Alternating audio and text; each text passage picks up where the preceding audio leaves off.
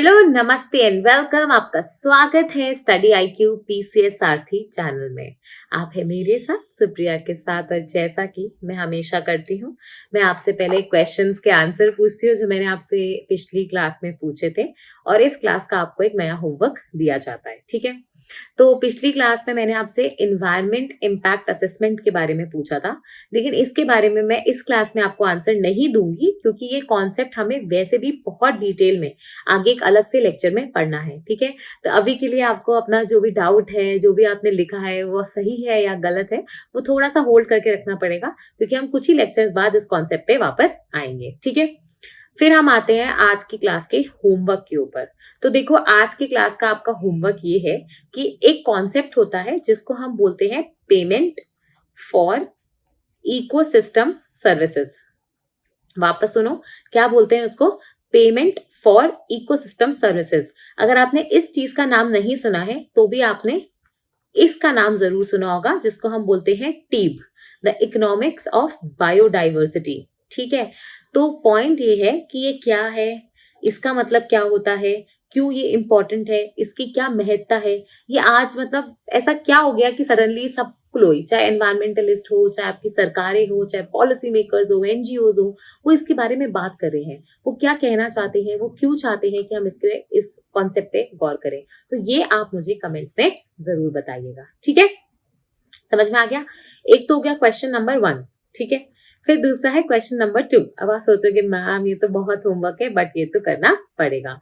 तो दो चीजें होती है, एक होता है पॉल्यूटर पेज, ठीक है, जो प्रदूषण करेगा वो भरेगा, और दूसरा होता है बेनिफैक्टर पेज या बेनिफिशियरी पेज। मतलब अगर आपको किसी चीज से लाभ हो रहा है, ठीक है, तो आप पे करोगे। इनमें अंतर क्या होता है, इनका मतलब क्या होता है, ये कहाँ पे यूज होते हैं ये कॉन्सेप्ट। ठीक है, ये आप मुझे बताने वाले हो। बहुत ही इंटरेस्टिंग कॉन्सेप्ट है, ऐसी हल्के में मत लेना। आप एनवायरमेंट एंड इकोलॉजी, पर्यावरण और पारिस्थितिकी के बारे में पढ़ रहे हो, और उन्हीं में इन दोनों चीजों के बिना आजकल तो बात नहीं हो सकती। ठीक है, तो ये वाला आपका सेकंड क्वेश्चन हो जाएगा। ठीक है, तो इसके बारे में आप मुझे जरूर बताएंगे। तो आज हम क्लास शुरू करेंगे। देखो, हम लोग पिछली बार पढ़े थे वेटलैंड यानी आर्द्र भूमि के बारे में, हम उसी में कंटिन्यू करेंगे। मैंने आपको बोला था कि वेटलैंड्स के अंदर आपके लेक्स, डेल्टाज, एस्चुरीज है ना, जो आपके मतलब ये सारी चीजें, लगून्स वगैरह, ये सब चीजें भी आप देखोगे इसके अंदर आती है। ठीक है, अब लेक्स तो वैसे मुझे लगता है सबको पता ही होगा, है ना, कि मतलब जो झील होती है वो क्या होती है। ठीक है, मुझे लगता नहीं है, पर मैं आपसे एक क्वेश्चन पूछूंगी। आप मुझे 5 सॉल्ट वाटर लेक्स और 5 फ्रेश वाटर लेक्स, ठीक है, इंडिया में, उनके नाम बताने वाले हैं। वापस सुन लो, आप मुझे 5 ऐसा नहीं, 3 salt water, 2 fresh water, 2 salt water, 3 fresh water, नहीं नहीं, इतनी होशियारी नहीं है। 5 सॉल्ट वाटर और 5 फ्रेश वाटर अलग अलग। ठीक है, 5 मतलब 5 सॉल्ट वाटर और 5 फ्रेश वाटर झीलों के नाम मुझे बताएंगे जो इंडिया यानी भारत में मौजूद है। ठीक है, पहली चीज तो आपकी ये हो गई।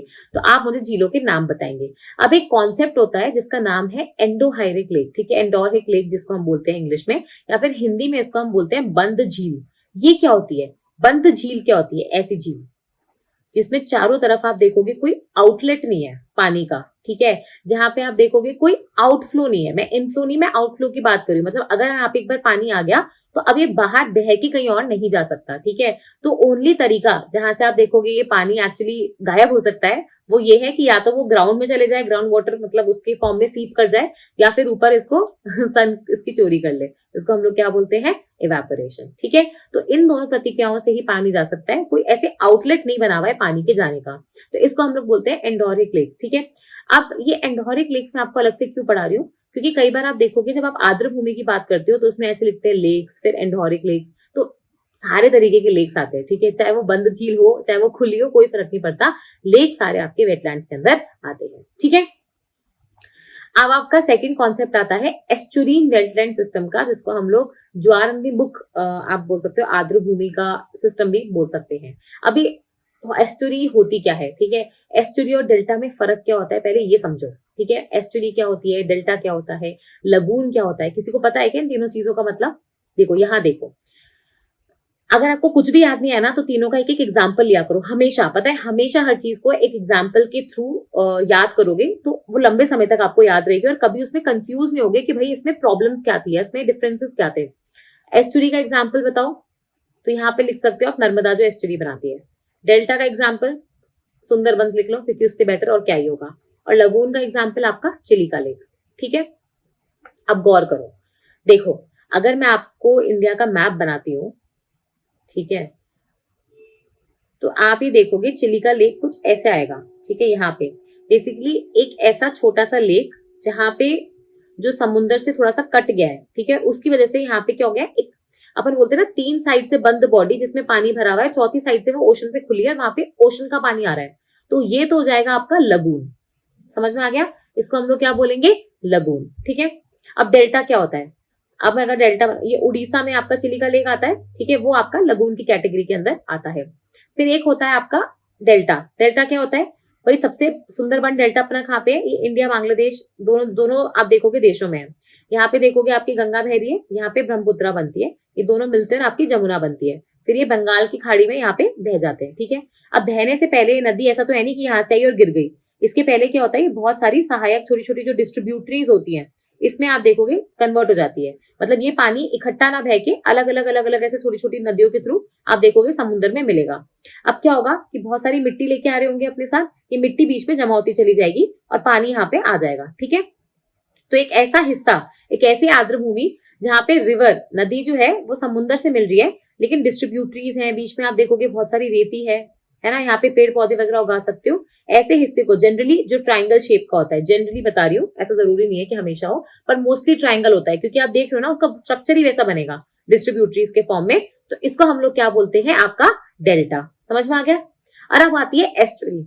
एस्टुरी क्या है, ये देखो आपकी है नर्मदा नदी। ठीक है, अभी नर्मदा रिवर आती है, ये आप देखोगे, आपको पता है कि नर्मदा गॉर्ज बनाती है, चट्टानों के बीच में से गुजरती है। ठीक है, और फिर एकदम से आप देखोगे ऊपर से हाइट से ये समुद्र में गिरती है और समुद्र में मर्ज हो जाती है। ठीक है, तो यहाँ पे क्या हो रहा है, कुछ डेल्टा जैसा चीज नहीं बन सकता, क्योंकि उसके लिए आपको नर्मदा को ऐसे सहायक डिस्ट्रीब्यूटरीज में कन्वर्ट होना पड़ेगा, जो वो नहीं हो रही, वो एक साथ आप देखोगे ऊपर से नीचे से टपक रही है। ठीक है, तो ऐसी कोई जगह जहां पे आप देखोगे एक वही नदी आके फाइनली सी को मीट कर रही है, लेकिन जो डेल्टा वाली कंडीशन है वो नहीं है यहाँ पे। ऐसा नहीं कि मिट्टी आएगी, जमा हो जाएगी, डिपॉजिट हो जाएगी, क्योंकि ये मिट्टी कौन सी होगी, एलुवियल मिट्टी होगी, ऐसा तो यहाँ पे हो नहीं रहा है। तो ऐसा अगर कोई सिस्टम बनता है तो उसको हम बोलते हैं एस्चुरी, या फिर उसको हम बोलते हैं ज्वार दी मुख, या फिर ज्वारन। ये देखो हिंदी में इसको क्या लिखते हैं, एस्चुरी को ज्वार नदी मुख। ठीक है, या फिर ज्वारन द मुख। ठीक है, दोनों ही आप देख सकते हो लिखे हुए मिलेंगे आपको, तो इसको हम बोलते हैं एस्चुरी। ठीक है, समझ में आ गया। तो अब एस्चुरी, डेल्टा और लगून, इन तीनों चीजों में आपको कोई कंफ्यूजन नहीं होना चाहिए। ठीक है, अब हम चलेंगे अपने एस्चुरीन वेटलैंड सिस्टम की तरफ, यानी आपका एस्चुरी आर्द्र भूमि। ठीक है, ये मैंने आपको पहले ही बता दिया, जहां पे आपकी नदी समुद्र को मिलेगी वहां पे आप देखोगे एस्चुरी बनती है। तो इसमें क्या होगा भाई, ये नदी का पानी ऑलमोस्ट फ्रेश वाटर है ये, क्योंकि आपको पता है यही पानी हम पीने के लिए और बाकी सब चीजों के लिए यूज करते हैं। भाई नदियों का पानी चाहे गंगा हो, यमुना हो, नर्मदा हो, तापी हो, सबका आप देखोगे फ्रेश वाटर होता है, और समुद्र का पानी आपका खारा पानी होता है। तो जब ये दोनों पानी मिलेंगे आपस में तो क्या हो जाएगा, बीच का ही कुछ सिस्टम बनेगा बीच में। करेक्ट है ना, समझ में आ रहा है। तो ये सारे आपके क्या हो जाएंगे, एस्चुरी वाले सिस्टम का हिस्सा हो जाएंगे। अब इसमें क्या होता है कि आपकी टाइड्स वगैरह आती है, तो अंदर का पानी बाहर जा रहा है, बाहर का पानी अंदर आ रहा है, मिक्सिंग हो रही है। ठीक है, यहीं पे आपको कई बार मैंग्रोव्स उगते हुए दिख जाएंगे। यहीं पे क्या होता है कि आपको टाइडल मार्शेस, सॉल्ट कई बार मार्शेस आपको देखने को मिल जाएंगे। तो ये सारे आपके एस्चुरी सिस्टम का हिस्सा होते हैं। अब मुझे बताओ एक चीज है यहाँ पे कि भैया इस सिस्टम की क्या महत्ता है, या आप सीधे सीधे बोलो, इसको काट दो और लिख दो कि एस्चुरी की क्या महत्ता है। बताओ क्या महत्ता है। ये देखो एस्चुरी है जहाँ पे नदी आपकी समुद्र में, ये तो आपका बोरा बोरा लगून है। लगून मैंने बताया ना, जहाँ पे 3 तरफ से कवर्ड होगा और चौथी तरफ से आप देखोगे समुद्र का पानी घुस रहा होगा। ठीक है, ये है आपकी अमेजोन की एस्चुरी। अमेजोन का वैसे डेल्टा भी बनता है, लेकिन दूसरी जगह बनता है, कई जगह पे आप देखोगे वह एस्चुरी बनाती है। तो एस्चुरी में क्या होगा भाई, सीधी सीधी बात है, आप ये सब छोड़ो, इतना दिमाग लगाओ ही मत। आप ये सोचो कि आर्द्र भूमि के क्या आपको फायदे होते हैं, तो वही फायदे आपको एस्चुरी की भी होंगे, क्योंकि एस्चुरी असली में है क्या, एक आर्द्र भूमि तो है। तो आर्द्र भूमि के जो फायदे वो एस्चुरी के होंगे भाई, आपकी बायोडाइवर्सिटी, जैव विविधता को सपोर्ट करना, आपके आप देखोगे एस्चुरी जहाँ पे मिलती है वहां पे फिशिंग ग्राउंड भी बनते हैं। ठीक है, फिर आपके बहुत तरीके के विविध विविध तरीके के जो हैबिटेट्स होते हैं, आप वहां पे पिसिकल्चर, एक्वाकल्चर वो सब कर सकते हो। वहां पे मछुआरों का आप देखोगे उनका लाइवलीहुड भी आ जाएगा। बहुत सारी जीव जंतु है, बर्ड्स वगैरह आप देखोगे दूर दराज इलाकों से यहाँ पे आती हैं, यहाँ पे जीवन यापन करती हैं कुछ समय के लिए, ठीक है। कई बार अंडे वगैरह भी देती हैं।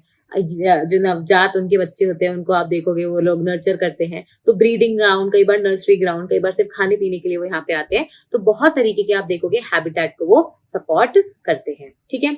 अब ये आपका एस्चुरी और आपके लगून के बीच का डिफरेंस है। मैंने आपको मोटे मोटे तरीके से समझा दिया कि भाई एक ऐसी बॉडी जो आप देखोगे बहुत ही छोटे किसी लैंड के टुकड़े से सेपरेटेड है समुद्र से, क्योंकि वो तीनों साइड से कवर्ड है, सिर्फ चौथी साइड से वो खुली हुई है, ठीक है। जनरली आप देखोगे लगून्स जो होते हैं थोड़े से कम गहरे होते हैं, एस्टुरी थोड़ी सी ज्यादा गहरी होती है क्योंकि एकदम से पानी नीचे टपकता है, ठीक है। और लगून जो होता है वहां पानी थोड़ा स्लो मूव करता है, ठीक है। जबकि आप देखोगे एस्टुरी में एकदम तेजी से नदी समुद्र में मिलती है, ठीक है।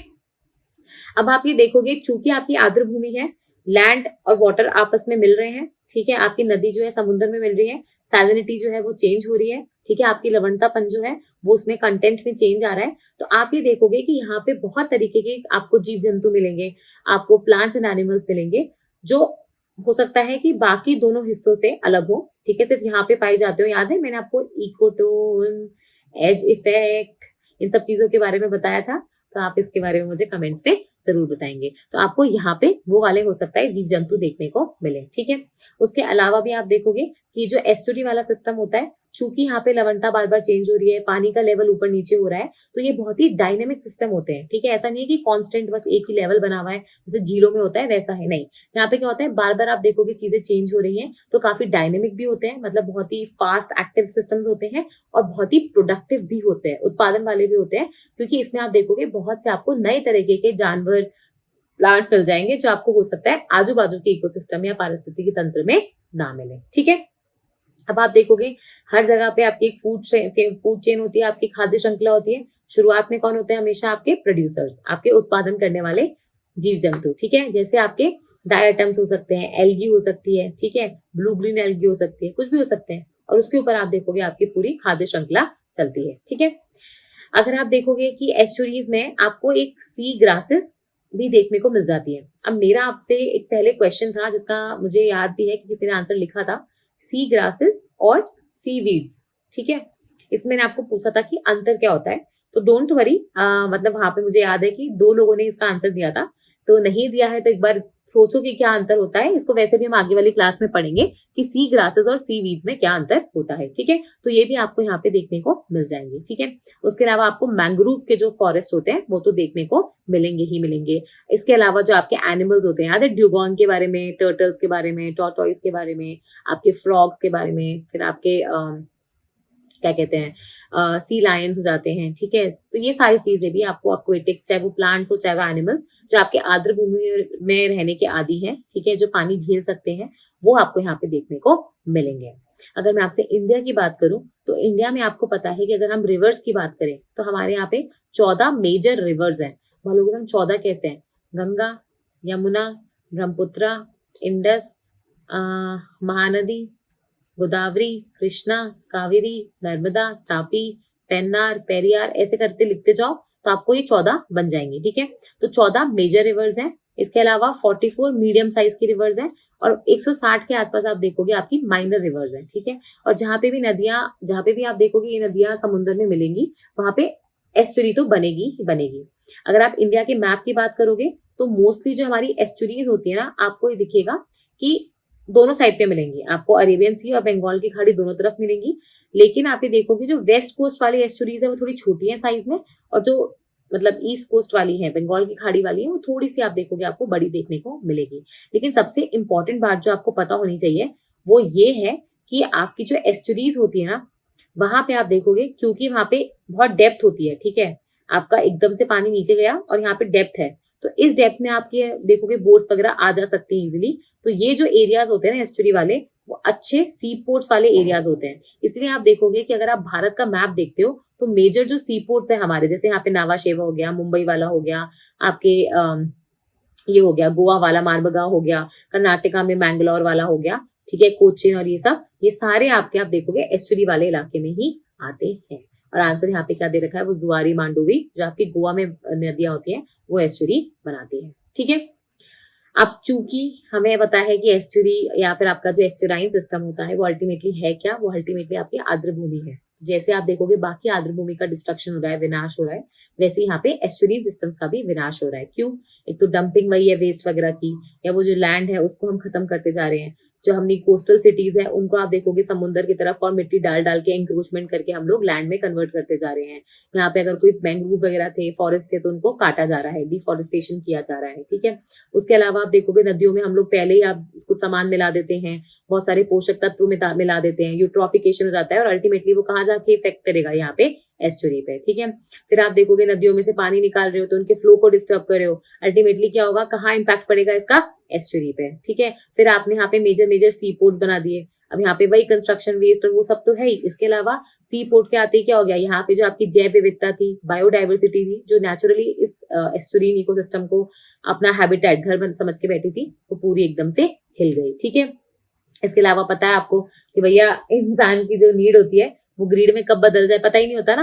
तो मतलब हमें चाहिए थी रोज के व्यापन करने के लिए मछली पकड़ने का संसाधन, लेकिन फिर हम क्या ले आए, कमर्शियल फिशिंग वाले जो बड़ी बड़ी बोट्स होती है, हम नीचे से पूरा आप देखोगे मछली, टर्टल जो भी आए हमें कोई फर्क नहीं पड़ता, हम सारी बायोडाइवर्सिटी खत्म करने पे तुले हुए हैं। ठीक है, इसके अलावा आपको पता ही है कि माइनिंग चलती है, सैंड माइनिंग। ठीक है, उसके अलावा पिसिकल्चर ज्यादा से ज्यादा कर लेते हो भाई, पूरी आपने एस्चुरी में क्या करा, उसमें आपने ब्लॉक्स बना दिए पिसिकल्चर करने के लिए तो भी आप देखोगे पूरा का पूरा आपका एस्चुरी एकदम से फ्रेगमेंटेड हो गया। तो ये सारे कुछ इश्यूज हैं, कुछ आप देखोगे प्रॉब्लम्स हैं, कुछ तकलीफें हैं आपकी एस्चुरी सिस्टम के साथ। ठीक है, इसके अलावा वो तो मैंने आपको बता ही दिया ना कि कैसे आप कमर्शियल फिशिंग कर रहे हो तो जितनी फिश आपको पकड़नी चाहिए थी उससे ज्यादा पकड़ते हो। उससे होता क्या है, ये जो छोटे छोटे बच्चे नहीं होते फिंगरलिंग्स, जो बड़े होके आप देखोगे बड़ी मछलियां बनती, आपने उनको बचपन में ही पकड़ लिया तो नई मछलियां पैदा होती ही पकड़ लोगे तो नई मछलियां उगेंगी कैसे, समझ में आ रहा है। फिर आप देखोगे कि आप क्या करते हो कि बीच में कई बार ऐसे वो बना देते हो, रास्ते बना देते हो भाई, वो जो आपके लिए आसान होते हैं, लेकिन आपने क्या करा, पूरी की पूरी एस्चुरी को तोड़ दिया। समझ में आ रहा है, उसमें अपने रूट्स के लिए आपने उस एस्चुरी को तोड़ दिया, तो अब फिशेस इधर से उधर नहीं जा पा रही हैं। तो इससे क्या होता है, आप पूरी जो आप वहां पे जो जीव जंतु होते हैं उनका आप देखोगे आने जाने में, माइग्रेशन में थोड़ा सा आप रुकावट डाल देते हो। इससे क्या होता है कि वहां पे जो और दूसरी जैव विविधता है वो भी इम्पैक्ट होती है। ठीक है, फिर इसके अलावा आप देखोगे कि आपके यहाँ पे जो एक नया प्रॉब्लम आ रहा है वो आया है जलवायु परिवर्तन यानी क्लाइमेट चेंज का। अभी जो क्लाइमेट है, ठीक है, इस चेंज की वजह से क्या हो रहा है, आपको पता है इससे बहुत सारे इंपैक्ट हो रहे हैं, करेक्ट है, लेकिन इसमें एक मेजर इंपैक्ट जो हो रहा है वो हो रहा है मेजर सी लेवल राइज, कि आपका जो समुद्र का लेवल है वो आप देखोगे ऊपर जा रहा है, वो बढ़ता जा रहा है। तो इससे क्या होगा, अगर समुद्र का लेवल बढ़ेगा तो इससे क्या होगा कि आपके जो कोस्टल एरियाज थे एस्चुरी वाले, वो पानी के अंदर चले जाते जाएंगे। तो इससे क्या होगा, यहाँ की लवणता, पीएच, टेम्परेचर, इन सारी चीजों पे फर्क पड़ेगा। तो अल्टीमेटली हमारी एस्चुरी पूरी नष्ट हो जाएगी। ठीक है, तो ये आपका थोड़ा सा एक ब्रीफ कॉन्सेप्ट है एस्चुरी पे, क्योंकि क्या होता है आपसे कई बार ना आर्द्र भूमि के बारे में ना पूछ के आपसे एस्चुरी के बारे में पूछ लेंगे। तो जब तक आपको पहले बात तो एस्चुरी, डेल्टा, लगून, इन सब के बीच में अंतर नहीं पता, फिर आपको पता नहीं है कि एस्चुरी बनती कैसे है, फिर एस्चुरी में हम लोगों को क्या क्या एक बार थोड़े थोड़े मेजर पॉइंट्स दिख के आने चाहिए, तो फिर कैसे हम आगे बढ़ेंगे, नहीं बढ़ सकते ना। तो ये वाली चीजें आपको ध्यान रखनी है। और फिर हम चलते हैं आज के एक इंपॉर्टेंट, बहुत ही इंटरेस्टिंग कॉन्सेप्ट के ऊपर, जो है आपका मैंग्रोव्स का। ये मैंग्रोव्स क्या होते हैं, ठीक है, बहुत बहुत बहुत इंपॉर्टेंट है। एक बहुत ही मतलब अलग तरीके के आप देखोगे पेड़ होते हैं, एवरग्रीन पेड़ होते हैं ये। ठीक है, सबसे पहली बात तो एवरग्रीन का मतलब क्या होता है, जो हमेशा हरा रहे। तो क्या हमेशा हरे रहेंगे, कभी इनमें पतझड़ नहीं होगा। बेसिकली होता क्या है कि अगर आपके जंगल में 10 पेड़ है, ठीक है, 5 यहाँ पे 5 यहाँ पे, तो एवरग्रीन कब कहेंगे, जब ये पेड़ों में पतझड़ तो हो रहा है लेकिन सारे पेड़ एक ही समय पे पतझड़ नहीं कर रहे। सपोज इन 2 पेड़ों में पतझड़ हो गया, ठीक है, या इसमें हो गया और इसमें हो गया, ठीक है, तो भी आप देखोगे जंगल ओवरऑल आपको हरा ही दिखाई देगा। मतलब एक समय पे सारे पेड़ अपनी पत्तियां नहीं झड़ा रहे, उसको हम लोग एवरग्रीन बोलते हैं। ठीक है, इसका मतलब ये बिल्कुल नहीं होता कि पेड़ों में कभी पतझड़ नहीं होगा, ऐसा नहीं होगा। बस अलग अलग पेड़ अलग अलग समय पे पतझड़ ऑब्जर्व करेंगे, लेकिन इसकी वजह से आपको जंगल हमेशा हरा भरा दिखेगा। ठीक है, तो ये होता है आपका एवरग्रीन का कॉन्सेप्ट। तो यहाँ पे आप देखोगे ये एवरग्रीन पेड़ होते हैं। पेड़ तो क्या, इनको हम लोग जनरली श्रब्स बोलते हैं या बुशेस बोलते हैं या स्मॉल पेड़ बोलते हैं, जो बेसिकली आपको एस्चुरीज और डेल्टाज में देखने को मिलते हैं। जैसे सुंदरबन डेल्टा में आपको पता है ना, सुंदरी नाम का एक मैंग्रोव ट्री है, वो देखने को मिलता है। ठीक है, वैसे ही आपका जो महाराष्ट्र स्टेट है, उन्होंने सोनारीटा नाम का जो मैंग्रोव ट्री होता है उसको अपना स्टेट मैंग्रोव ट्री बना दिया। ठीक है, तो अलग अलग आप देखोगे मैंग्रोव, मतलब मैंग्रोव एक प्रजाति है, मतलब समझ रहे हो, एक स्पीशीज हो गई। उसके अंदर भी आप देखोगे बहुत टाइप के मैंग्रोव ट्रीज होते हैं, अलग अलग टाइप के, तो वो आप देखोगे, एग्जाम्पल बता रही हूँ मैं, ठीक है। जैसे आपकी फली हो गई, अब फली के अंदर गुआर हो सकता है, सैम हो सकता है, अलग अलग होती है ना, सैंगरी हो सकता है। वैसे आप समझो मैंग्रोव और उसके अलग अलग पेड़, ठीक है। ये आपको पता ही है कि कहाँ उगेंगे, जहाँ पे आप देखोगे नदी का पानी सॉल्टी पानी से मिक्स होगा। अब चाहे वो डेल्टा हो, चाहे वो एस्चुरी हो, चाहे वो आप बैक वाटर्स हो, वहां पे आपको देखने को ये मिलते हैं, ठीक है।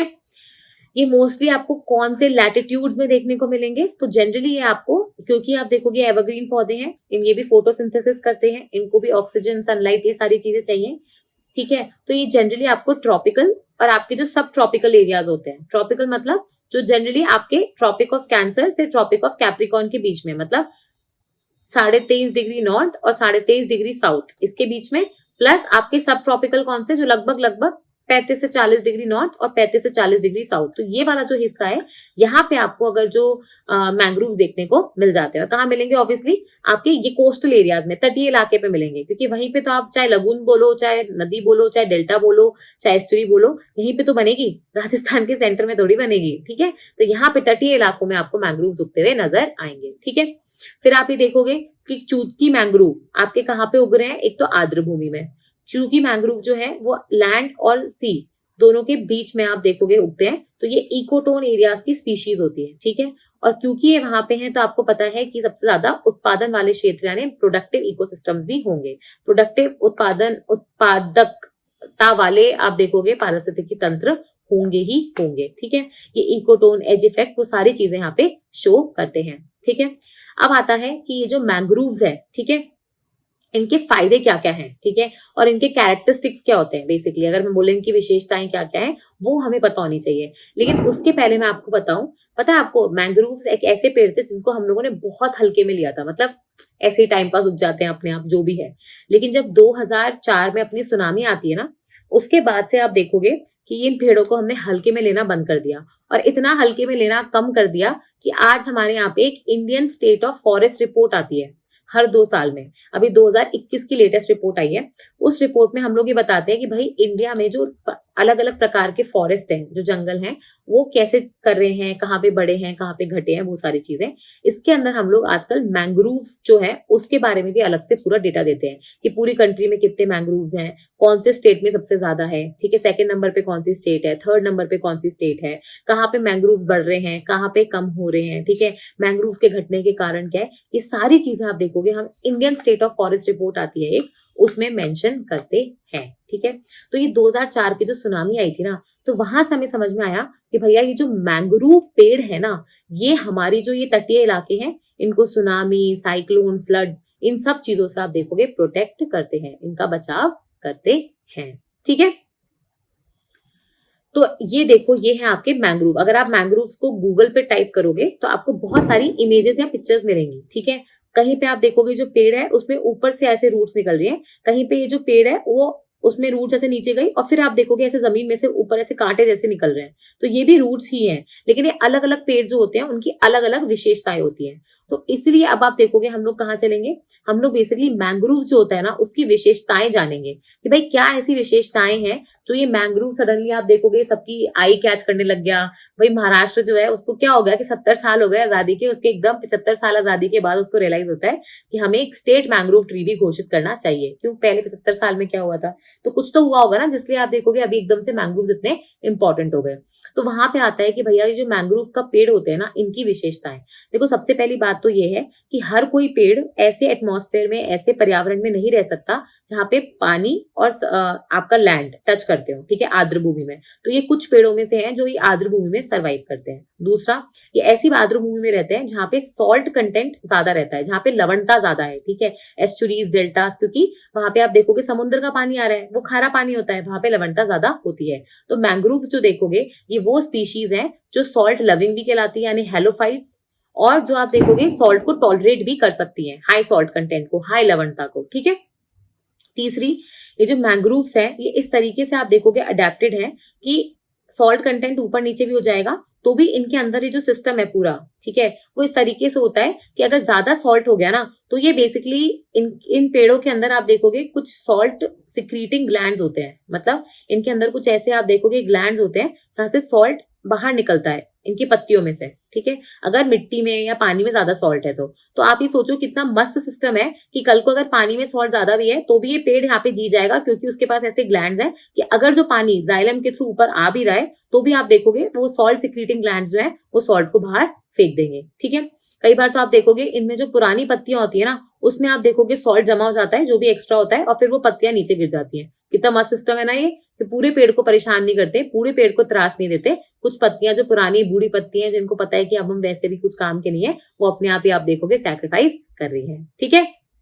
फिर यहाँ पे आप देखोगे क्योंकि ये ऐसे इलाके में है जहाँ पे बार बार टाइड्स आती है, जहाँ पे आप देखोगे पानी का लेवल ऊपर नीचे होता है, तो इनको एक ऐसा कुछ सिस्टम चाहिए जो इनको अपनी जगह पर टिका के रख सके। सिर्फ एक अगर रूट होगी तो ये टिक नहीं पाएंगे, तो इसलिए क्या होता है इनकी बहुत सारी सहायक रूट्स होती हैं, जो जैसे आप यहाँ पे देख सकते हो, इनको हम लोग प्रॉप रूट्स, बट्रेस रूट्स ऐसे कहते हैं, ठीक है। जो कई बार ऊपर से भी निकलती हैं, कई बार आप देखोगे साइड में से भी निकलती हैं, ठीक है। तो इनको प्रॉप रूट्स, जो अपन बोलते हैं ना प्रॉप्स होते हैं, जो आपकी सहायता करते हैं किसी एक्टिंग में, थिएटर में, तो वैसे ही प्रॉप रूट्स, बट्रेस रूट्स इसमें से निकलती हैं, ठीक है।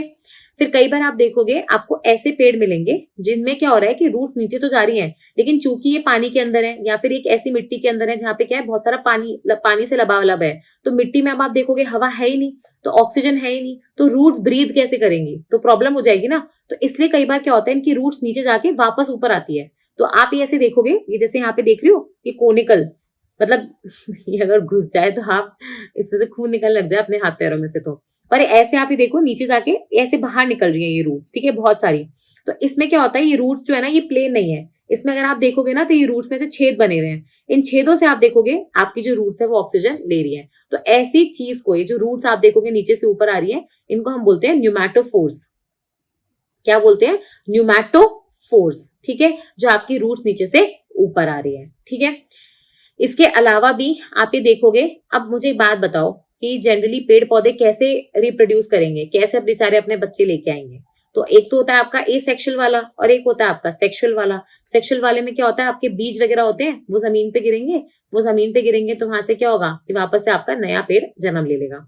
अब ये बेचारे अगर जमीन पे गिरेंगे तो मिट्टी ऐसी घटिया है कि वहां पे इतना सारा सॉल्ट है कि ये बेचारा पेड़ है ना उग नहीं पाएगा, क्योंकि सॉल्ट है, पानी है, मतलब हवा बिल्कुल है ही नहीं, तो ये उग नहीं पाएगा। तो यहाँ पे आप देखोगे ये कौन सा रिप्रोडक्शन मेथड फॉलो करते हैं, विविपैरस। कहने का मतलब क्या होता है, इनमें जो कुछ बीज होंगे ना वो यही आप देखोगे उगना, एक नए पेड़ में बनना चालू हो जाएंगे, थोड़ी बहुत रूट्स निकल जाएगी, थोड़ा बहुत ऊपर का हिस्सा हो जाएगा, और जब आप देखोगे ये हिस्सा निकल जाएगा उसके बाद ही नीचे गिरेंगे। तो पहले बीज तो आप देखोगे बिल्कुल ही नहीं उग पाता, लेकिन जब आप देखोगे ऐसा हिस्सा बनने के बाद जब ये मिट्टी पे गिरेगा तो रूट्स भी आप देखोगे पकड़ लेंगी जमीन को, और स्टेम आपकी उगी गई थी तो आराम से फोटोसिंथेसिस वगैरह हो जाएगा, ठीक है। तो इसको हम बोलते हैं कि ये लोग विविपैरस मोड ऑफ रिप्रोडक्शन जो होता है वो शो करते हैं, ठीक है, समझ में आ गया। तो वो सारी चीज हो जाएंगी। फिर आप ये देखोगे ये मैंने आपको बता ही दिया, ये मैंने आपको बता, हाँ, फिर आप देखोगे कि इनके अंदर, अब आप देखो ये पानी में तो है, लेकिन आप देखोगे ये पूरा पानी को फिल्टर करते हैं ऑब्वियसली, क्यों नहीं तो क्या होगा, सॉल्ट कंटेंट आता जाएगा और ये पूरे बेचारे कैसे जी पाएंगे। तो इनके पास एक कॉम्प्लेक्स फिल्ट्रेशन सिस्टम होता है जिसके थ्रू ये जो पानी, मिट्टी खारा पानी आ रहा है जो बेसिकली, इसमें से आप देखोगे वो प्रॉपर फ्रेश वाटर निकालते हैं और सॉल्ट सारे बाहर फेंक देते हैं, ठीक है। तो ये आप देखोगे कॉम्प्लेक्स फिल्ट्रेशन सिस्टम भी इनके पास होता है। इसके अलावा आप देखोगे कि ये लोग चाहते हैं कि इनके, क्योंकि इतना सारा पानी के अंदर रह रहे हैं तो गल ना जाए, सड़ ना जाए, इसकी वजह से ये ज्यादा वाटर लॉस करते हैं ताकि पानी निकलता रहे। ऐसा नहीं हो कि वो पानी के, ज्यादा पानी के होने से सड़ जाए या फिर गल जाए, ठीक है। इसके अलावा आप देखोगे कि एस्चुरी और डेल्टा में सरवाइव करना हर किसी पेड़ के बस की बात नहीं है। यहाँ कंडीशंस बहुत ज्यादा हार्श है, टेम्परेचर ऊपर नीचे होता रहता है, पीएच ऊपर नीचे होती रहती है, लवणता यानी सॉल्ट कंटेंट आपका ऊपर नीचे होता रहता है। तो ये कुछ पेड़ हैं जो आपकी जो इतनी हार्श कंडीशंस है ना उसमें भी सरवाइव कर जाते हैं, ठीक है, समझ में आ रहा है। और चूंकि आप देखोगे अब अभी देखो कि ये इनकी जो रूट्स है इसके बीच में पानी कुछ स्टैग्नेंट हो जाएगा, कुछ आप देखोगे पानी भरा रहेगा, तो यहाँ पे आप आराम से फिशिंग कर लो, एक्वाकल्चर कर लो, पिसिकल्चर करो, समझ में आ रहा है। तो यहाँ पे आप देखोगे बहुत सारी मछलियां आके अपने अंडे वंडे भी देती हैं, क्योंकि पानी थोड़ा सा स्थिर है, ये तो पानी के साथ ही उनके अंडे बह जाएंगे तो फिर उनको नर्चर कैसे करेंगे, समझ में आ रहा है आपको। तो ये अच्छे खासे ब्रीडिंग ग्राउंड बन जाते हैं बहुत सारी फिशेज वगैरह के लिए, ठीक है। अब इसके अलावा आप ये देखो कि हाँ सॉरी, ये जो अपने मैंग्रोव्स है ये ऐसी मिट्टी में है जहाँ पे जो ऑलरेडी पानी से लबालब है। जहाँ पे ऑक्सीजन आप देखोगे कमी है, तो इसका मतलब ये लो ऑक्सीजन कंडीशंस जो होती हैं, जिसको हम लोग एनॉक्सिक कंडीशंस बोलते हैं, ये वहां पे भी सर्वाइव कर जाते हैं। ठीक है, ये रूट्स के बारे में मैंने आपको बता ही दिया। ये जो बाहर निकल रही थी ऐसे नीचे से ऊपर, जिनमें छेद भी हो रखे थे, तो इनको न्यूमैटोफोर्स या फिर ब्लाइंड रूट्स कहते हैं। ठीक है, फिर आप देखोगे इनके पास कॉम्प्लेक्स वो सिस्टम होता है, वो मैंने आपको बता ही दिया। अब यहाँ पे एग्जाम्पल्स बता रखे हैं मैंग्रोव्स के।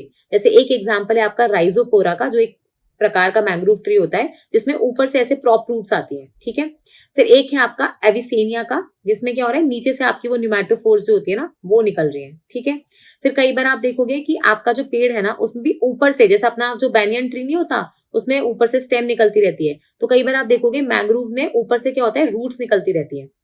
ठीक है, जिनको हम लोग स्टिल्ट रूट्स कहते हैं। समझ में आ रहा है?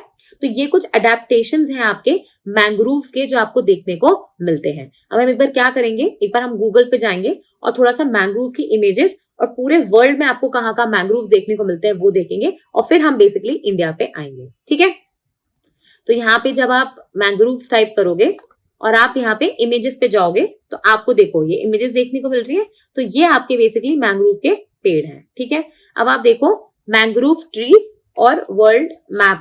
ठीक है, ये टाइप करोगे तो ये देखो, अब आप इसको खोलो, कितना प्यारा आप देखोगे ये मैप है, क्योंकि ये आपको ही बता रहा है। ये देखो, ये आपकी है, अगर मैं आपसे बोलूं कि इक्वेटर का है, देख लो इक्वेटर 0 डिग्री लैटिट्यूड, ये यहाँ से गुजर रहा है, और ये आपके पूरे हैं ट्रॉपिकल एरियाज, जहाँ पे रेड रेड हो रहा है, तो ये पूरा ट्रॉपिकल और सब ट्रॉपिकल हिस्से दिख रहे हैं आपको। यहीं पे आपको मैंग्रोव्स दिख रहे हैं, देख लो तटीय इलाकों पे आपको रेड रेड कलर के, ये पूरे आपके मैंग्रोव्स वाले इलाके हैं।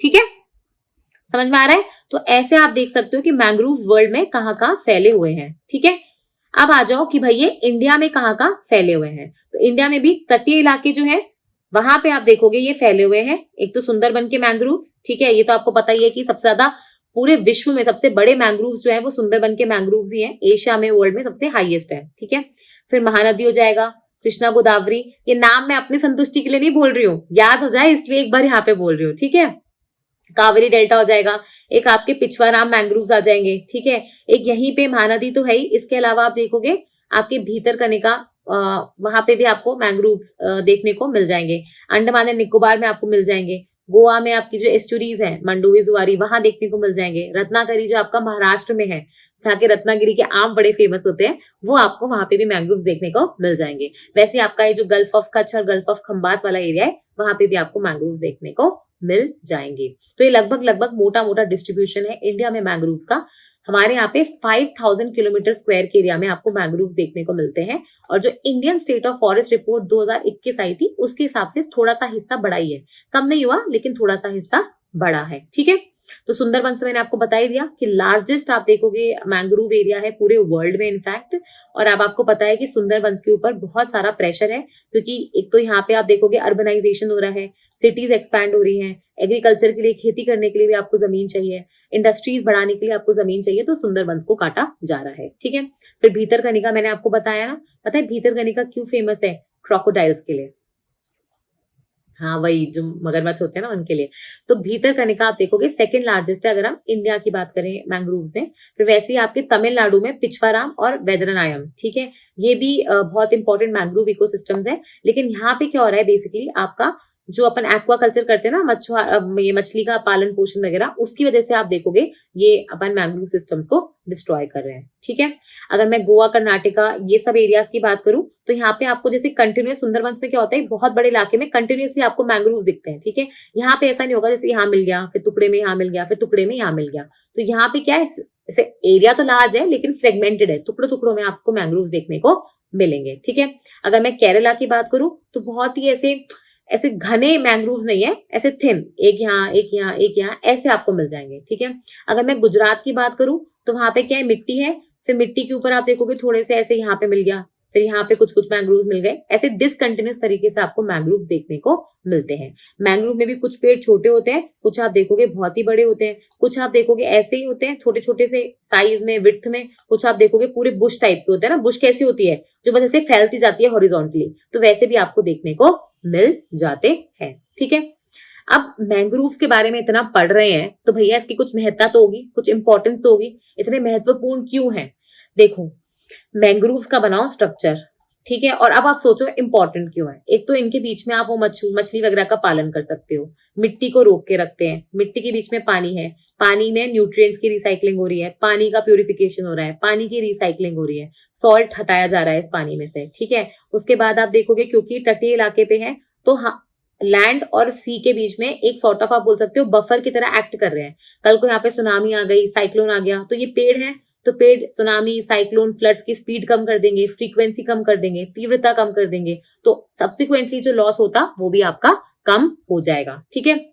इसके अलावा ये पेड़ है, पेड़ पे तो आपको पता ही है कि कितनी तरीके की आपकी जैव विविधता निर्भर करती है, ठीक है। तो वो सारी चीजों से भी आप देखोगे बायोडायवर्सिटी को सपोर्ट करते हैं, ठीक है। उसके अलावा आप देखोगे मिट्टी को बिल्कुल पकड़ के हैं तो सॉइल इरोजन जिसको हम बोलते हैं ना, वो नहीं हो पा रहा है। आप देखोगे सॉइल जो है वो बह के आगे नहीं जा पा रहा है, सॉइल अपनी जगह पे है, ठीक है, प्रोटेक्शन कर रहे हैं। समझ में आ रहा है आपको, ये सारी चीजें हो जाएंगी।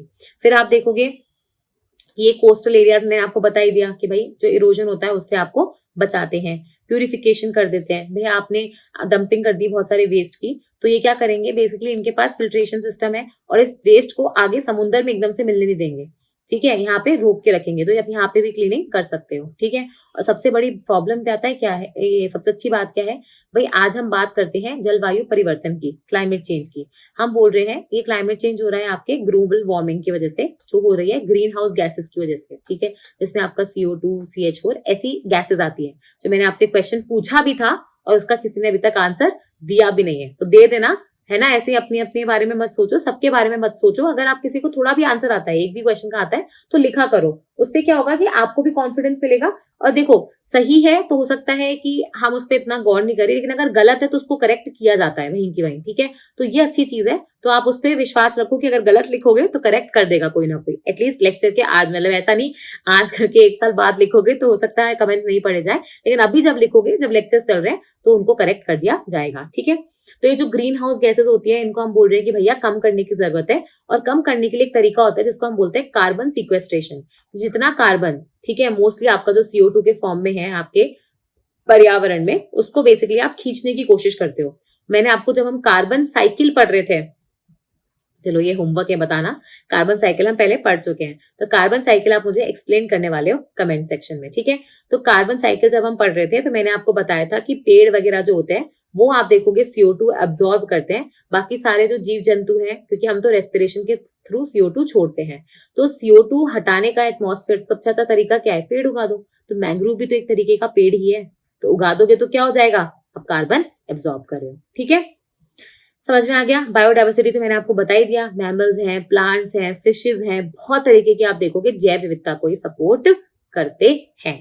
तो जब इतना अच्छा काम कर रहे हैं तो भैया क्या प्रॉब्लम है, क्या थ्रेट्स हैं, ठीक है, क्या आप देखोगे इनको कष्ट हो रहे हैं, क्या इनको बोलते हैं ना धमकी दी जा रही है मैंग्रोव्स को, जिसकी वजह से आप देखोगे ये मतलब इनका नष्ट होता जा रहा है, इनका विनाश होता जा रहा है। वही है भाई, पेड़ है, लकड़ी है, उसको काट रहे हो, ठीक है। और जहाँ पे मैंग्रोव्स है वो आखिर में तो एक जमीन ही है, वो जमीन में आप एक्वाकल्चर कर सकते हो, पिसिकल्चर कर सकते हो, शिपिंग कर सकते हो, पोर्ट्स डेवलप कर सकते हो, इंडस्ट्रीज बना सकते हो, एग्रीकल्चर के लिए लैंड ले सकते हो, सिटीज बना सकते हो, अर्बनाइजेशन कर सकते हो। तो वही है, लैंड की मारामारी है। उसके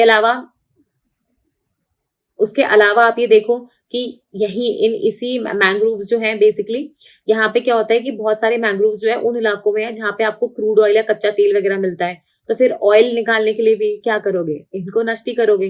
कई बार आप देखोगे ये इलाके जो है जहाँ पे डंप वेस्ट कर दिया जाता है, चाहे वो सीवेज का हो, चाहे वो इंडस्ट्री का हो, चाहे वो एग्रीकल्चर का हो, चाहे वो हाउस होल्ड का हो, ये डंपिंग ग्राउंड बन चुके हैं, क्योंकि खाली पड़े हुए मैदान है तो आपको लगता है डंप कर दो भाई कचरा, और कहाँ करेंगे, है ना।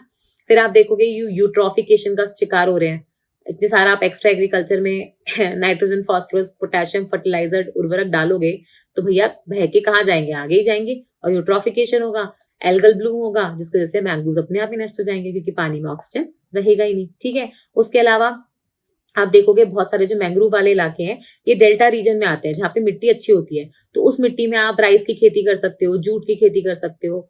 तो वो सारी चीजों के लिए भी आप देखोगे मैंग्रोव्स को काटा जा रहा है, ठीक है। और सबसे बुरी बात पता है क्या है कि भैया अगर मैं बोल रही हूँ कि ओवरऑल पृथ्वी पे अगर फॉरेस्ट को हम लोग 2% की रेट से काट रहे हैं, तो मैंग्रोव्स को हम 10% की रेट से काट रहे हैं, मतलब 5 टाइम्स फास्टर रेट से आप देखोगे हम मैंग्रोव्स को खत्म करने की कोशिश कर रहे हैं। और सबसे इंपॉर्टेंट बात क्या है कि भैया आप अगर लास्ट 40-50 सालों की बात करोगे ना, तो मतलब जितना हमारे पास टोटल फॉरेस्ट है पूरे वर्ल्ड में, उसका सिर्फ 1% ही आप देखोगे मैंग्रोव बचे हैं। मतलब मैंग्रोव्स आप देखोगे बचे ही भी बहुत कम ही है, ठीक है। उसके अलावा आपको पता है सी लेवल राइज हो रहा है, सॉल्ट कंटेंट में चेंज आ रहा है, ठीक है। उसके अलावा नदियों के आप देखोगे फ्लो में जो चेंज आ जाता है, ठीक है। उसके अलावा आपको पता है कि जो टेम्परेचर रिलेटेड जलवायु परिवर्तन हो रहा है, इससे भी आप देखोगे मैंग्रोव्स इफेक्ट होते हैं।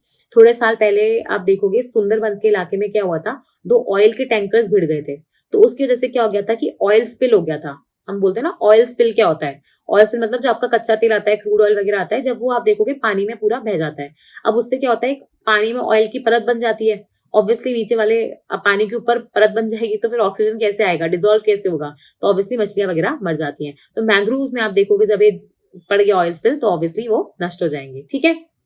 उसके अलावा आपको पता ही है कि भैया ह्यूमंस है जहां ह्यूमन की नीड, उसकी ग्रीड जो है, उसकी जो लालच है, उसकी नीड से, उसकी जरूरत से ऊपर हो जाएगा, वो ऑब्वियसली मैंग्रोव्स का विनाश होना ही होना है। और ये है आपकी श्रिम्प फार्मिंग जो आप देखोगे इंडिया में इतना नहीं, जो आपके यूएस यूरोप, मैंने आपको वर्ल्ड में मैप दिखाया था ना, यहाँ पे ये मैक्सिको वाला इलाका था, ये ब्राजील वाला इलाका था, फिर यहाँ पे इंडोनेशिया फिलीपींस ये वाले इलाके थे, कुछ आपके अफ्रीका में, याद है नॉर्थ अफ्रीका वाला जो रीजन था बीच में। तो यहाँ पे आप देखोगे आपको श्रिम्प फार्मिंग देखने को मिलेगी, जो आपके मैंग्रोव्स के इलाकों में की जा रही है। क्योंकि श्रिम्प्स क्या होते हैं, बेसिकली एक तरीके के एक्वेटिक वो होते हैं ना जानवर, जो आप खाते भी हो। तो ये क्या होता है, इन रूट्स में आप अच्छे से इनका पालन पोषण कर सकते हो। तो इसीलिए आप देखोगे मैंग्रोव्स बेसिकली नष्ट किए जा रहे हैं, क्योंकि आप कमर्शियल श्रिम्प फार्मिंग कर रहे हो, ठीक है। अब जब नष्ट कर रहे हो, आपको पता है उनकी महत्ता क्या है, तो क्या करने की जरूरत है, उनका संरक्षण, कंजर्वेशन। और यहाँ पे आता है बेसिकली कि हम लोगों ने क्या स्टेप्स उठाए हैं मैंग्रोव्स के संरक्षण के लिए। देखो, एक तो आपको पता है कि बहुत सारे मैंग्रोव्स वाले इलाके, जैसे अपना सुंदरबन है, वो एक बायोस्फीयर रिजर्व भी है, वो एक रामसर साइट भी है, वो एक वर्ल्ड हेरिटेज साइट भी है, ठीक है। तो आप ऐसे ऐसे इनको डेजिग्नेशन देते हो, कई बार उनको national park, wild life sanctuary का डेजिग्नेशन दे देते हो, ताकि लॉफुली लीगली उनको, अधिनियम के तहत उनको कंजर्वेशन या प्रोटेक्शन कर सको, ठीक है। उसके अलावा आप देखोगे इंटरराष्ट्रीय स्तर पर हमारी एक सोसाइटी भी है, जो ये मैंग्रोव्स के इकोसिस्टम होते हैं, पारिस्थितिकी जो तंत्र होते हैं, उनको आप देखोगे प्रमोट करने का, प्रोटेक्शन करने का, सरकारों तक आप देखोगे इनकी महत्ता के बारे में बात करने का, वो सारी चीजों पे काम करती है। फिर आप देखोगे, मैंने आपको बताया था ना, कल ही बताया था, हमने एक ब्लू कार्बन के बारे में पढ़ा था, ठीक है। और मतलब बहुत सारी ऑर्गेनाइजेशंस है जिन्होंने एक ये ब्लू कार्बन इनिशिएटिव शुरू करा है, जिसमें आपकी IUCN, कंजर्वेशन इंटरनेशनल, वही आपकी वो वाली जिसने बायोडाइवर्सिटी हॉटस्पॉट्स का कॉन्सेप्ट दिया था, ठीक है। यूनेस्को का ये IOC वाला जो कमीशन होता है, तो ये सब ने मिलकर आप देखोगे शुरू किया है। आइडिया यही है, जो आपके तटीय इलाके होते हैं, मैंग्रोव सिस्टम होते हैं, इनको कैसे हम लोग बचा सके, इनका संरक्षण कर सके। फिर हर किसी चीज के बारे में अगर आपको अवेयरनेस फैलानी है, आपको चाहिए कि जागरूकता फैले ज्यादा से ज्यादा, तो आप क्या करते हो, उसका दिन बना देते हो उसका दिवस बना देते हो। जैसे अंतर्राष्ट्रीय वुमेन्स डे है ना, अंतर्राष्ट्रीय हेल्थ डे, अंतर्राष्ट्रीय day for people with disabilities, वैसे अंतर्राष्ट्रीय वेटलैंड डे है ना। तो ऐसे आप देखोगे आपके कई बार नेशनल दिन होते हैं, कई बार अंतर्राष्ट्रीय दिवस होते हैं। तो आपका 26 जुलाई को हम लोग एक अंतर्राष्ट्रीय लेवल पर एक दिवस बनाते हैं, जिसमें हम लोग मैंग्रोव संरक्षण के बारे में लोगों तक जागरूकता, और ज्यादा जागरूकता, अवेयरनेस फैलाने की कोशिश करते हैं, ठीक है। वैसे आप देखोगे नेशनल लेवल पे, अगर मैं बात करूं इंडिया लेवल पे, तो हमारे पास एक मैंग्रोव कमेटी है, जो 1976 में बनाई गई थी। आइडिया ये था कि सरकारों को एडवाइस करेगी कि कैसे आप मैंग्रोव्स को बचा सकते हो, ठीक है। लेकिन सब इन सारी चीजों से जो मैंने अब तक बोली है ना आपको, ये जितने भी आपने मेजर्स लिए हैं संरक्षण करने के, उसमें सबसे महत्वपूर्ण, सबसे इंपॉर्टेंट, सबसे इफेक्टिव जो अभी तक मेथड था, वो ये था, मैंग्रोव्स फॉर फ्यूचर इनिशिएटिव, ठीक है। ये एक्चुअली क्या हुआ था कि जो अपनी सुनामी आई थी ना 2004 की, तो आपको पता है ना कि ये कहाँ पे आई थी, ये इंडियन ओशन में आई थी आपके, है ना। तो वहां पे जो अपनी कंट्रीज थी, जैसे बांग्लादेश हो गया, इंडिया हो गया, आपका पाकिस्तान हो गया, श्रीलंका हो गया, मालदीव्स हो गया, ठीक है। उसके बाद यहाँ पे म्यांमार हो गया, फिर आपके और कौन आ जाएगा, यहाँ पे थाईलैंड हो जाएगा, इंडोनेशिया हो जाएगा, ठीक है। आपका यहाँ पे वियतनाम हो जाएगा, ठीक है। इंडियन ओशन में आपके सेचेल्स हो जाएंगे, फिर यहाँ पे आपका कंबोडिया हो जाएगा। तो ऐसे आप देखोगे बहुत सारे देश थे जो ये इंडियन ओशन में, जिनमें आप देखोगे सुनामी ने बहुत ज्यादा, मतलब कितने सारे लाखों लोगों का आप देखोगे लाइफ चला गया था, नुकसान हुआ था इतना भयंकर। और जब ये सुनामी आई तो उसके बाद जो उस समय यूएस के प्रेसिडेंट थे, उन्होंने बोला कि इतनी तीव्रता से जो सुनामी आई थी, चलो वो आई अर्थक्वेक की वजह से थी, जो आप देखोगे जिसका जो एपिसेंटर था वो इंडोनेशिया के पास था, लेकिन ये सुनामी की जो डिस्ट्रक्शन हुआ है ये कम हो जाता अगर इन तटीय इलाकों में हम लोगों ने मैंग्रोव्स काटे नहीं होते और जो मैंग्रोव्स और उल्टा उगाए होते। ठीक है, तो इस चीज को देखते हुए कि भैया मैंग्रोव्स का क्या योगदान है इन सब चीजों से हमें बचाने के लिए, ये mangroves for the future initiative, जिसको हम एमएफएफ बोलते हैं, ये प्रोग्राम शुरू हुआ। ये शुरू किसने किया था? आईयूसीएन, जो कि इंटरनेशनल यूनियन है फॉर कंजर्वेशन ऑफ नेचर, और यूएनडीपी ने मिलकर शुरू किया था। ठीक है, इसमें कुछ 11 कंट्रीज ने साथ दिया था। वही नाम है, यहां से शुरू करो, पाकिस्तान, इंडिया यानी भारत, तीसरा श्रीलंका, चौथा मालदीव्स, ठीक है, पांचवा बांग्लादेश, छठा म्यांमार, सातवां आपका थाईलैंड, आठवां वियतनाम, नौवां कंबोडिया, 10वां इंडोनेशिया। ठीक है, उसके अलावा 11वां आपका सेचल्स। तो ये 11 देश जो थे,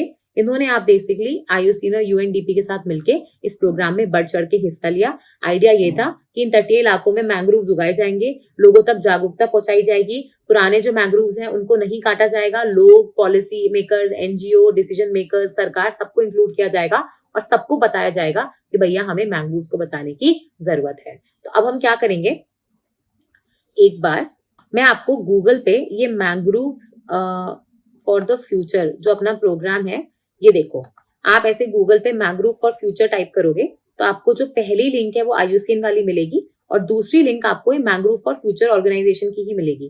तो आप जब इस पे क्लिक करोगे, ठीक है, तो यहाँ पे देखो ये आईयूसीएन वाला हो जाएगा। तो ये इन्होंने ना एक बहुत प्यारा वीडियो बनाया है, ये एक्चुअली 40 मिनट के आसपास का वीडियो है, ये देखो।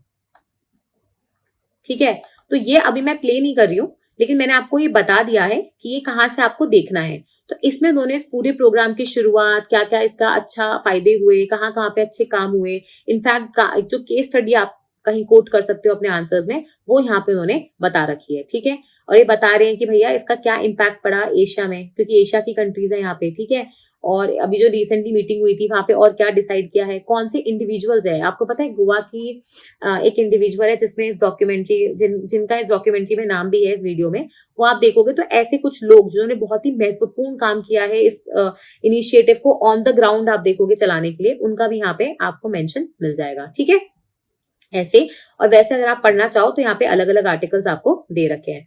अब हम इसका जो दूसरा वाला ऑर्गेनाइजेशन है मैंग्रोव फॉर फ्यूचर, उसमें अगर आप देखोगे तो यहाँ पे तो सैटेलाइट इमेजेस के साथ, अभी देखो स्टोरीज ऑफ इम्पैक्ट, अब जब इस पे आप क्लिक करोगे तो आपको यहाँ पे बताएगा कि भाई कौन कौन सी स्टोरीज हैं। ठीक है, कहाँ कहाँ पे ये देखो बता रहे हैं कि कोस्टल स्टेट्स है इंडिया में जहाँ पे इम्पैक्ट अच्छा आपको देखने को मिला है। ठीक है, तो मैं वही बोल रही हूँ कि हर चीज को क्या करो, अगर कोई बहुत ही ऐसी चीज है जो एक अच्छा सा कॉन्सेप्ट है जहाँ पे आपको लग रहा है कि वो केस स्टडी के फॉर्म में आप लिख भी सकते हो, तो उसके बारे में थोड़ा सा गूगल कर लो।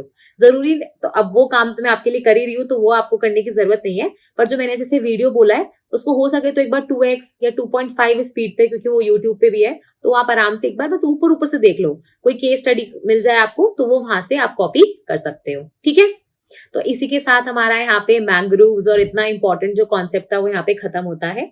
हम फिर से मिलेंगे, आर्द्र भूमि में ही डिस्कशन करेंगे, क्योंकि अभी तक तो हमारे रमसर साइट्स भी बाकी हैं। ठीक है, और आप मुझे जो इस क्लास का होमवर्क है वो जरूर बताइएगा, उसके आंसर्स क्या है, और हम मिलेंगे, तब तक के लिए धन्यवाद।